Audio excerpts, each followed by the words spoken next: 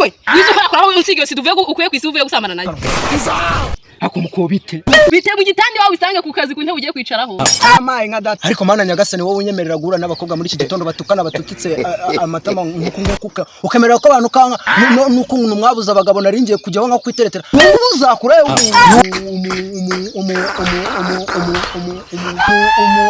Romana suda tamuka nuko tuguru nkutwikiye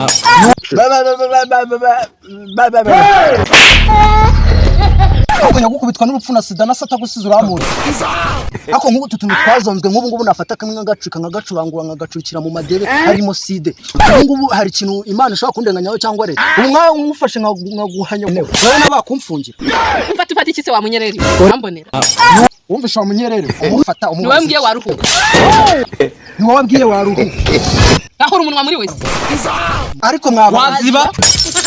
ariko mukobwa hata bro funga umunwa Jesus Sha nukuba n'ibihungu by'iki gihe bidafite ubwenge baba byafashwe bigatataguzwa ubwonko n'abakobwa bikagenda hariya bigata umurongo nari mbonye kiraka cya miliyoni wenda naringiye guhita nyikurangira ngo ngaho urasamye sha bye pe urambaza icyo kiraka cya miliyoni ebyiri urumva agiye ntagikene twagisha baye umukobwa twagiye icyo kiraka cya miliyoni nuko nshaka kuwiciye umukobwa nkayaguha abantu muravuga usungura urabona wowe wagahungu urabona wancobo urabona ndetse dasi yakujengereje ku buryo ngo ushobora sata mukobwa kwigende ndakomeza kuhoraho na sida bamaze kuvuga kurwaye n'ubwo bari gutera imitoma jese Jesus mvaje winsakuriza Tonda wanjye zarya ibyo ngibyo nahiribyo